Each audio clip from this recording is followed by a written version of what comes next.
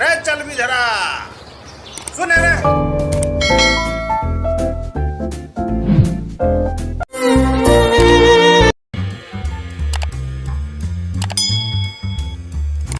बताओ वही कह कि जाने नहीं बच गए रहे बस कपट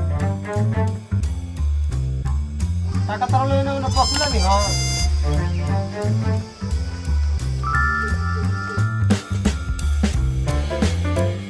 एलो कर होल दिट जी जा मीटिंग करता रहा चोर लोग पता हम आप लोग के रघु भाई आज फिर आइल बन जा देकुली गांव में चल विधर के कहानी के लेकर दूसर का सेट शुरू हो गया बा। ये हमारे कैमरामैन सनू भैया और हमारे बड़े भैया आर्टिस्ट राइटर अखिलेश सैनी जी और बाकी सब टीम तैयार हो रही है। और देखिए हमारे सभी चाहने वाले हाय बोलो भाई, ये सब हमारे चाहने वाले हैं। ये हमारा चल विधर का घर है यानी कि हमारा घर। और हम जाएंगे ससुराल अपने मेहरुआ भाग गई खिसिया के। ठीक से रे नमस्कार, हम बानी ना ना तो बोला तो ना ना सेट खत्म हो गई देकुली गांव के और आप लोग के आशीर्वाद से बहुत बढ़िया सेट खत्म हुई।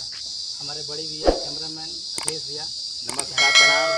शूटिंग के हमारे सब कलाकार हुए लोग, आप लोग इनसे रूबरू हो जाएं। सबसे मेन दिल में बाड़ी है नेहा वर्मा जी, कैमरामैन सोनू सैनी और कहानी के राइटर अखिलेश सैनी यानी कि हम।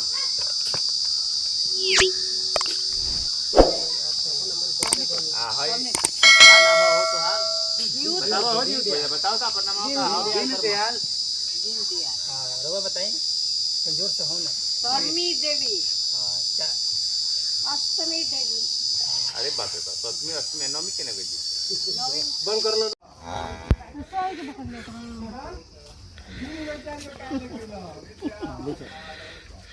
ये ताना कहाँ के लिए चलो ठीक बना चरावे खातिर के चरावत भाई के वो खोची बाय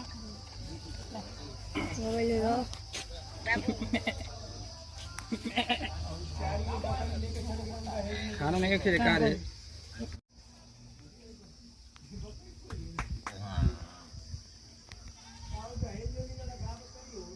यही मेरे बकरी लिए लगा ये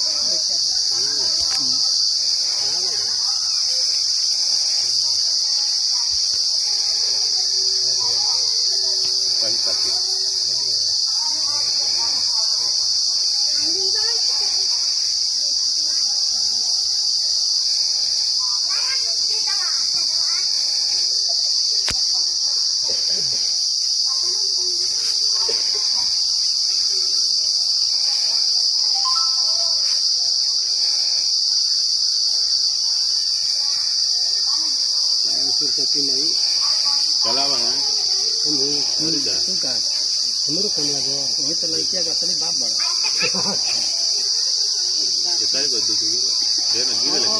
अकेला ही नहीं चढ़ा तो अगरबत्ती दिखाओ। हाँ खाली मोबाइल बड़ा इसलिए दिखाओ अगरबत्ती दिखाओ फूल तो हो जाएगा। भारी लगा कैमरा को फोटो दिन लगा लगी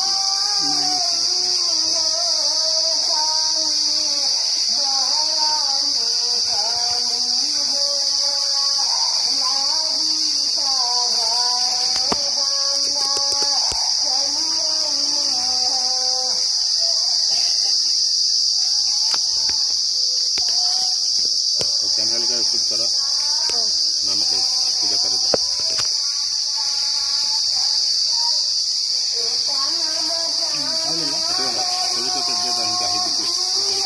पूजा करो ठीक बा हम नहीं ला ला नहीं के ठीक बा हम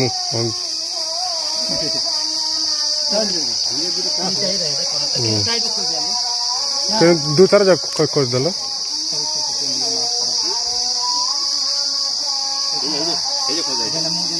नमस्कार प्रणाम। हम अखिलेश सैनी आप लोग के बीच में कॉमेडी सीरियल ले आओ तनी शॉर्ट मूवी चल विधत नाम से।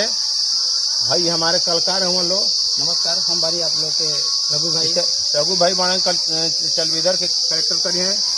भाई इनके ससुर के रोल करते रहे, प्रणाम हम सबके हाथ जोड़ के प्रणाम करते नहीं। और नया बड़ी नया वर्मा कोनो ऐसा त्रुटि हुई तो गलती से माफ करी हालो। बोलो चलो ठीक है लास्ट में खड़ा बोल ठीक है।